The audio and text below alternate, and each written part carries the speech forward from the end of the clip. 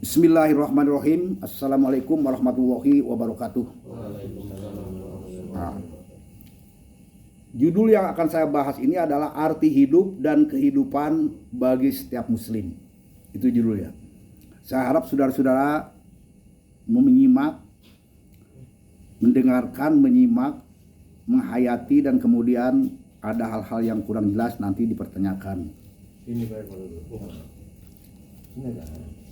Sebenarnya yang dimaksud dengan hidup bagi manusia adalah segala sesuatu yang berhubungan dengan kepentingan pemenuhan organis biologisnya, seperti kebutuhan akan makan, minum, tidur, dan ataupun bernapas, dan lain sebagainya. Hidup itu sendiri terbagi ke dalam 3 bahagian, yakni A. Hidup secara organis, bentuk kehidupan yang tersusun dalam satu kesatuan, saling berhubungan, dan tidak terpisahkan. Semua itu berlaku bagi seluruh benda padat, cair, dan gas. B. Hidup secara biologis, ditandai oleh adanya faktor generatif sistem, terdiri dari perut dan seks, berfungsi untuk memelihara jenis dan turunan dengan perlengkapan metabolisme, artinya pertukaran zat. C. Hidup secara budaya, ditandai oleh adanya sarana akliyah, berfungsi untuk memelihara susunan kehidupan sosial atau jamaah dan hanya dimiliki oleh manusia saja, dengan syarat bahwa sarana akliyah tersebut menempati posisinya yang hak. Hanya manusia sajalah yang memiliki ketiga unsur tersebut. Manusia adalah makhluk organis sebab dalam tubuhnya ada unsur-unsur padat, cair, dan gas, serta membutuhkan unsur-unsur tersebut. Juga manusia itu adalah makhluk biologis yang setaraf dengan makhluk biologis lainnya, yaitu dengan tumbuh-tumbuhan dan hewan dalam pemenuhan perut dan seksnya. Ia perlu makan yang berguna untuk pertumbuhan dirinya. Ia pun perlu kawin atau nikah yang berguna untuk terpelihara atau melanjutkan keturunan. Tapi yang paling esensial pada diri manusia adalah faktor ketiganya, yakni manusia sebagai makhluk sosial budaya, di mana untuk pemenuhan kebutuhan sosialnya tadi, Allah telah menempatkan pada dirinya manusia sarana akliyah yang mendorong manusia untuk mampu meningkatkan dirinya dari kelas organis dan biologis menjadi kelas tersendiri yang bernilai tinggi, melewati syarat-syarat tertentu yang tidak sulit, yakni mempersiapkan kolbunya untuk selalu dibimbing oleh ajaran ilmu atau Al-Quran. Unsur hidup yang terakhir inilah akhirnya yang disebut dengan kehidupan. Tegasnya, kehidupan sosial budaya manusia baru bisa hidup apabila faktor penopangnya ditepati sebaik mungkin. Keperluannya diperhatikan persis sebagaimana dia memperhatikan keperluan dirinya secara organis biologis. Dalam pelaksanaan hidup di dunia ini, manusia ternyata tindak tanduknya digerakkan oleh faktor-faktor yang mempengaruhi sarana akliyahnya. Segala kesan yang menguasai kolbunya, yang oleh Nabi disebut motif atau niat. Karena itulah, maka si manusia akan bersikap dan berpandangan menurut pengertian yang didapatnya, keyakinan yang menguasai kolbunya, dan akhirnya ia akan berkesadaran menurut apa yang mendominasi jalan pikirannya. Terhadap segala ini, arti nilai hidup dan manusia akan ditentukan, di mana akhirnya berarti atau tidaknya, bernilai atau tidaknya ditentukan oleh objektivitas motif yang menguasai jalan berpikirnya. Seorang penganut paham sekuler ataupun yang berpaham materialisme, mereka berpandangan bahwa hidup di dunia ini adalah untuk hidup, yakni untuk mereguk sepuasnya materi dunia.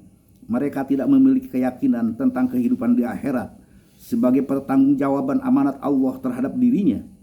Kebahagiaan yang mereka cari dalam bentuk material di dunia ini saja, dengan cara bisa terpenuhinya segala keinginan dan nafsu biologisnya. Akibat memanggungnya sifat serakah,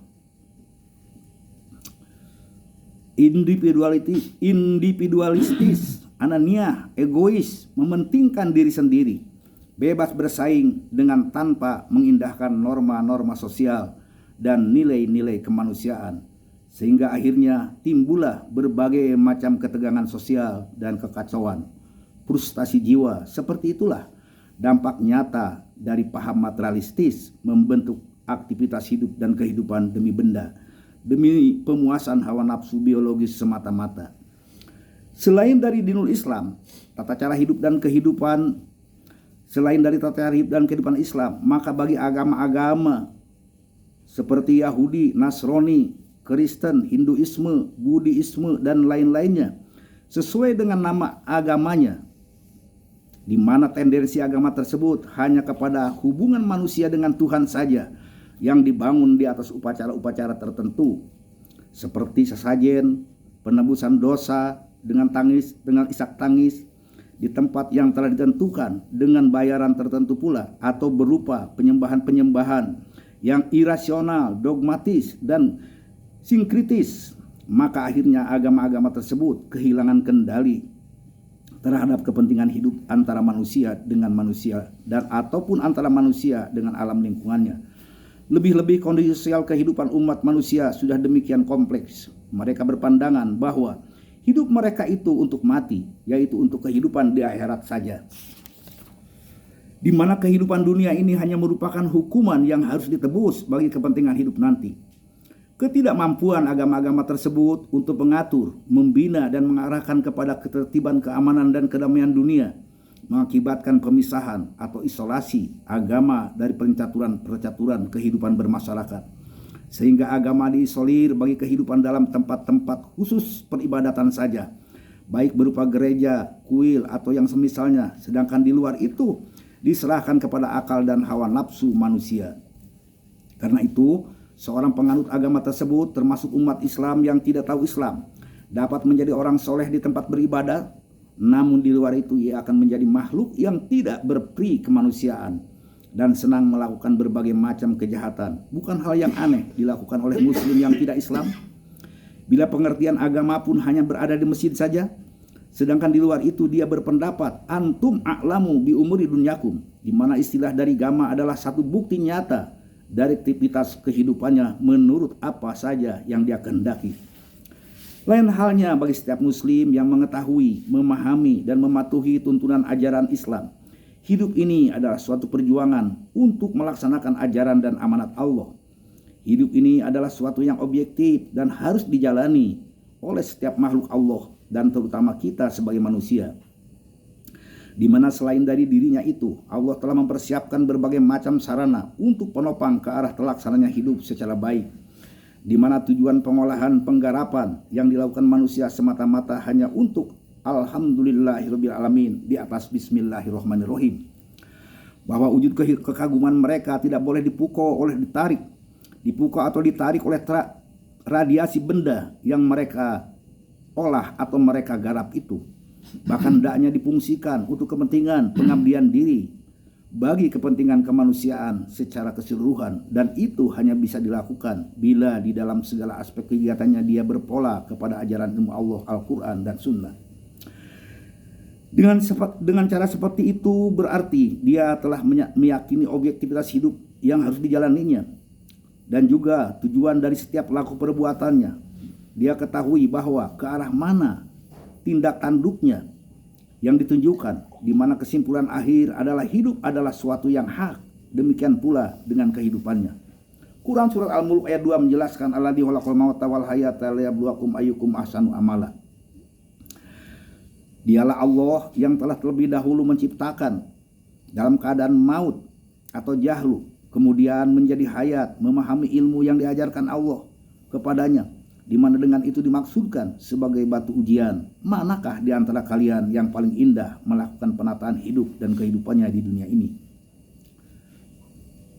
Istilah maut yang dijelaskan tadi bukan dalam arti mati fisik, tidak bernyawa, sebab segala sesuatu yang diciptakan Allah adalah hidup, baik secara organis biologis, dan ataupun hidup secara budaya.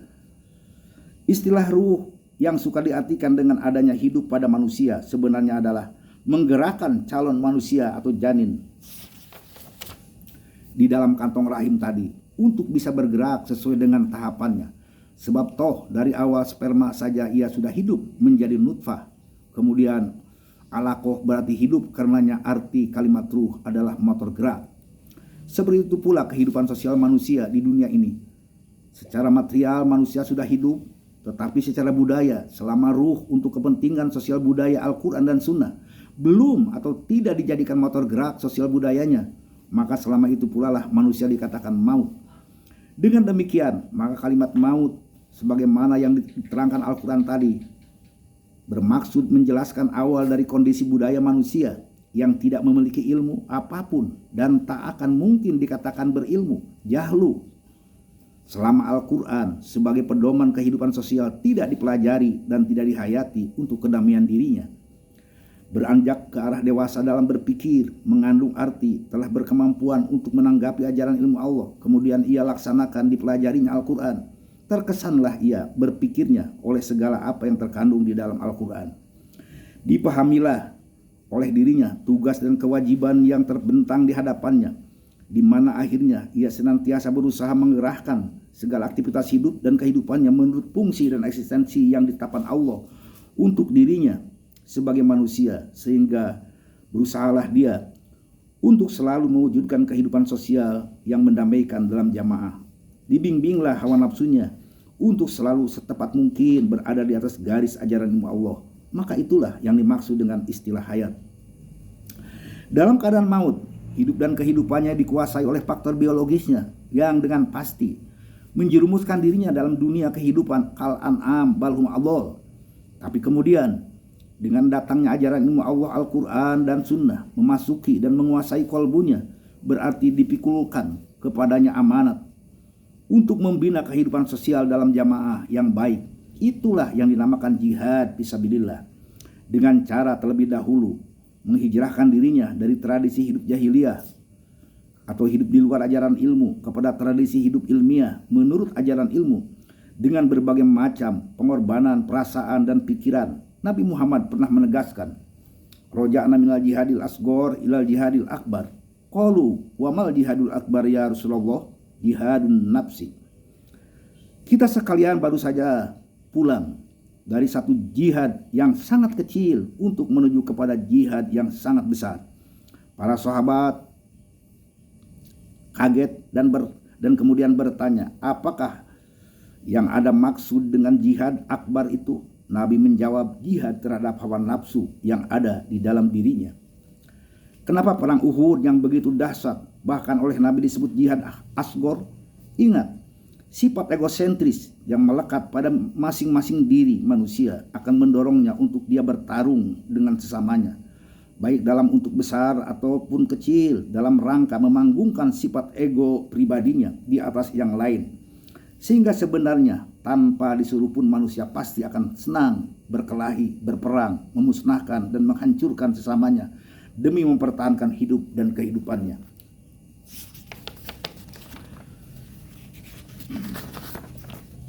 Kecenderungan diri serta turunannya, bukankah dalam perang Uhud itu sekalipun rasa ingin balas dendam terhadap kelemahan dan perlakuan yang tidak simpati serta pengusiran yang dilakukan Arab Quraisy dahulu kepada mereka semasa di Mekah masih tetap ada? Namun demikian, cara yang mereka lakukan tetap dikatakan jihad fisabilillah, walaupun diklasifikasikan kecil atau asgor, disebabkan motivasi geraknya telah berubah dari motif balas dendam menurut dorongan hawa nafsu kepada motif menyadarkan kekeliruan mereka menurut tuntunan dan bimbingan ajaran ilmu. Peperangan apapun yang dilakukan manusia tanpa motif ajaran ilmu tidak bernilai sedikit pun dan tidak bisa dikatakan jihad, sebab hanya sekedar menyalurkan keinginan hawa nafsu egoisnya. Masalah manusia hidup di dunia ini oleh Al-Quran diberikan berbagai macam penjelasan yang bertujuan agar supaya semua manusia menyadari akan segala tindak tanduknya, agar menyadari pula tentang nilai yang sesungguhnya, sehingga dia tidak terjerumus ke dalam dunia kehidupan kamuflase, dunia kehidupan yang menyengsarakan, dan ataupun dunia kehidupan biadab. Kunci pembukanya terhadap segala macam problema hidup di dunia ini telah Allah jelaskan dengan gamblang di dalam Al-Quran. Wa ma khalaqtul jinna wal insa illa liya'budun. Sekali-kali tidaklah aku ciptakan jin dan manusia atau faktor pembangun hidup dan pelaksananya kecuali kepada mereka diperintahkan untuk menyusun aktivitas hidup dan kehidupan menurut ketentuan ajaran ilmuku. Quran surat Ghafir atau surat Al-Mu'min ayat 39. Ya qaumi inna hadil hayatud dunya mata'un wa innal akhiratu wa hiya khairul lakum. Wahai kaumku, sesungguhnya kehidupan dunia ini hanya temporer saja. Akan tetapi perjuangan membangun kehidupan untuk masa mendatang yang lebih baik di akhirat, itulah bentuk yang sesungguhnya suatu kehidupan. Quran surah Al-Kabut ayat 64 menjelaskan, wa ma hadil hayatud dunya illa lahun wa la'ib wa inna darul akhirah lahiya hayawanul law kanu ya'lamun. Gambaran kehidupan dunia ini tidak lebih dan tidak kurang dari sebentuk gelak tawa dan perjudian yang pasti ada akhir dan keributan. Karena itu perjuangan membangun kehidupan damai untuk masa mendatang, itulah bentuk kehidupan yang sesungguhnya bila mereka mau mengkajinya secara ilmiah. Namun demikian, janganlah hendaknya menjadi salah tafsir atau interpretasi terhadap penjelasan ayat-ayat Al-Quran tadi, bahwa seakan-akan syariat Islam hanya mementingkan masalah akhirat saja. Bila ada yang berinterpretasi demikian, hal itu disebabkan kesalahan sudut memandang terhadap keterangan Al-Quran, di samping tidak sistematisnya pembahasan mengenai masalah hidup dan kehidupan manusia. Kita kaitkan dengan beberapa penjelasan ayat Al-Quran lainnya atau dengan sunnah kauliyah, antara lain Quran surat Al-Qasas 77. Wabtaghi fima ataqallahu daral akhirah wa la tansa nasibaka minad dunya wa ahsin kama ahsanallahu ilaik. Cari dan perjuangkan terus olehmu dengan segala apa yang telah Allah anugerahkan kepadamu, satu bentuk kehidupan masa mendatang yang mendamaikan, dengan tidak melupakan kepentingan dirimu secara organis biologis dari hubungannya dengan hidup di dunia ini. Rasul menandaskan, ikhris li dunya ka'annaka ta'isu abada wa'mal li akhiratika ka'annaka tamutu goda. Garaplah olehmu dunia fisika ini seindah mungkin, seakan-akan engkau hidup selama-lamanya, dirasakan kemanfaatannya oleh generasi penerus. Namun apabila hasil garapan duniamu itu diperlukan seluruhnya untuk kepentingan perjuangan masa mendatang, maka bekerjalah untuk itu seakan-akan kau mati esok pagi. Syariat Islam tidak mengarahkan tujuan hidup manusia itu kepada bentuk-bentuk bendaan. Namun tidak berarti pula meremehkan atau memalingkan diri umat manusia dari benda-benda itu. Akan tetapi syariat Islam terlebih dahulu membina mental si penggarap dunia ini, yakni dengan terlebih dahulu meluruskan motif setiap tindakannya agar tidak menjadikan hancurnya dunia kehidupan umat manusia hanya karena pemenuhan kebutuhan faktor hidup biologis saja. Islam berprinsip bahwa normalnya dunia fisika apabila cara berpikir atau kolbu si manusia terlebih dahulu dalam keadaan normal, yakni digerakkan oleh konsepsi kehidupan yang diajarkan Allah dan bukan sebaliknya, mensana in comparison atau al-aqlus salim fi jismi salim. Sungguh amat mulia tugas setiap manusia muslim di dunia ini. Ia diharuskan membina kehidupan sosial yang indah dan baik, yang terkandung pula di dalamnya keharusan untuk mensejahterakan sesama umat manusia dan memesejahterakan lingkungan alam. Setiap muslimun bertugas membangun kehidupan jannah di dunia ini, di mana yang seperti itulah yang bakal diraih di akhir kelak.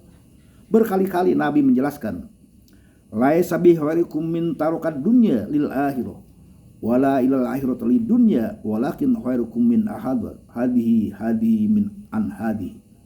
Bukanlah yang paling baik di antara kalian itu orang yang meninggalkan kepentingan hidupnya di dunia ini dan hanya mementingkan kehidupan akhirat saja. Tapi orang yang paling baik itu adalah yang menempatkan keduanya pada posisinya masing-masing. Nimat mutayyibatud dunya para taluha tablikumul akhirah. Sebaik-baiknya kendaraan kehidupan itu adalah dunia ini. Karena itu gunakanlah sebaik-baiknya, sebab itulah pula lah yang akan menghantarkanmu ke akhirat kelak. Ad-dunya miratul akhirah, kehidupan dunia adalah ibarat kaca pemantul untuk kehidupan kelak di akhirat. Ad-dunya majratul akhirah, kehidupan dunia ini adalah taman peradaban untuk menuju ke akhirat kelak. Dengan demikian, jelaslah kepada kita bahwa menurut pandangan Islam lahir, hidup, dan pembinaan kehidupan di dunia ini bukanlah bersifat kebetulan, bukan pula sebagai hukuman atas dosa warisan dari nenek moyang, bukan pula atas dasar iseng Allah karena lagi kagak ada kerja. Sebab Allah tidak akan menciptakan sesuatu tanpa memiliki fungsi eksistensi tertentu. Bukan main-main, tidak ada yang batil ataupun sia-sia. Akan tetapi manusia itu dihidupkan, kemudian dimatikan. Dihidupkan kemudian dimatikan kembali dengan membawa satu amanat mulia, yaitu perjuangan membangun kehidupan jamaah yang indah, harmonis, yang tepat di atas garis ketentuan ajaran ilmunya. Karena itu, hidup bagi seorang muslim adalah untuk berlomba amal di atas kadar pasti penciptanya. Segala yang dimilikinya, baik berupa harta benda, keluarga, turunan, istri, pangkat, kedudukan, dirinya, dan segala macam aspek hidup hendaklah diimpakan untuk merealisir ajaran ilmu Allah ke dalam kenyataan kehidupan jamaah yang husnul ma'ab. Tidak seperti itu manusia di dunia ini, maka hilanglah nilai laku perbuatannya.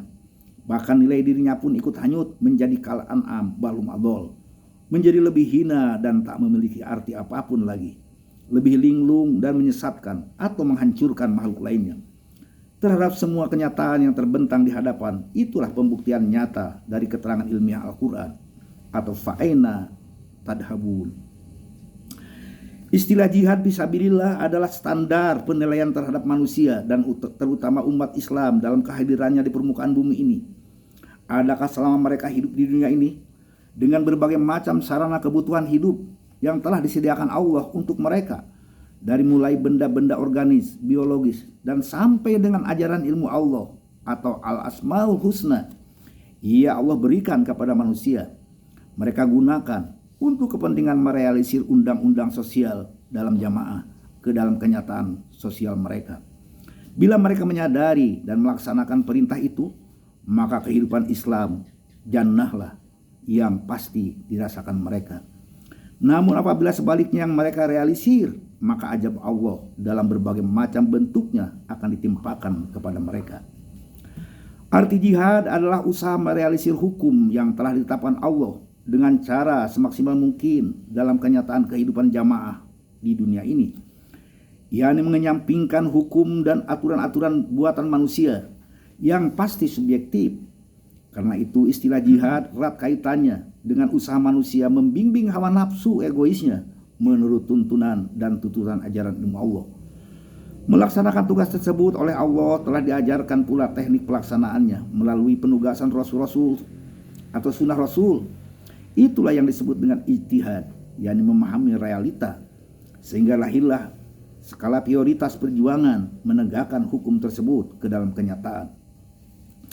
Quran surat At-Taubah 24 menjelaskan kul in kana aba'ukum wa abna'ukum wa ihwanukum wa azwajukum wa asiratukum wa amwalun tarabtumuha wa tijaratun tahsawna kasadaha wa masakinu tarawnaha ahabba ilaikum minallahi wa rasulih wa jihadin fisabilih fatarabbasu hatta ya'tiyallahu bi amrih wallahu yahdil qaumal fasiqin. Jelaskan oleh Muhammad bahwa jika kalian dalam membangun hidup dan kehidupan di dalam jamaah ini, nenek moyang kalian, anak turunan kalian, famili kalian, pasangan hidup kalian, kerabat kalian, harta benda yang kalian tumpuk-tumpuk dan kumpulkan, wujud perniagaan kalian yang selalu dikhawatirkan pailitnya, rumah tempat berteduh kalian yang nyaman, semua itu lebih kalian cintai daripada usaha membangun hidup dan kehidupan melalui yang kalian miliki itu menurut ajaran Allah, Al-Quran dan Sunnah, yang ditandai dengan dedikasi penuh dalam usaha pelaksanaannya. Maka tunggu sajalah saat pembuktian kepastian Allah yang pasti tidak terduga dan mengerikan. Sebab sesungguhnya ajaran ilmu Allah tidak akan menjadi bimbingan bagi orang-orang yang suka mengudar ikatan janjinya atau fasik untuk hidup menurut ajaran ilmu itu. Tidak perlu alergi bila istilah tersebut berdengung kembali di telinga kita. Sebab setiap penjelasan Allah di dalam Al-Quran ditujukan kepada seluruh umat manusia, di mana arah yang mau dicapainya hanya perdamaian nyata di antara sesama umat manusia di santero dunia ini. Bahkan bagi setiap manusia muslim harus senantiasa tampil di barisan paling depan, membawa umat manusia dengan tanpa mengenal Allah, agar supaya mereka tidak melalaikan dan melupakan tujuan hidup yang seharusnya dicapai dan yang pasti memberikan kebahagiaan ganda, yakni kebahagiaan di dunia ini dan ataupun di akhir kelak. Quran surat At-Taubah 38 menegaskan, ya ayyuhalladzina amanu ma lakum idza qila lakum firu fi sabilillah asraqaltum ilal ardi araditum bil hayati dunya minal akhirah wa ma mata'ul hayati dunya fil akhirati illa qalil illa tanfiru yu'adzibukum adaban alima wa yastabdil qauman ghairukum wala tadurru syai'a wallahu ala kulli syai'in qadir. Wahai orang-orang yang telah beriman, gerangan apakah yang menyebabkan kalian berberat hati di saat dikomandokan untuk berjuang dalam usaha merealisir diri menurut ajaran Allah dalam jamaah? Adakah kalian lebih menggandrungi kehidupan mataul hayati dunia daripada kedamaian kemenangan abadi di masa mendatang? Ingatlah bahwa sesungguhnya kehidupan sosial yang dibangun menurut mataul hayati dunia sifatnya temporer atau membosankan.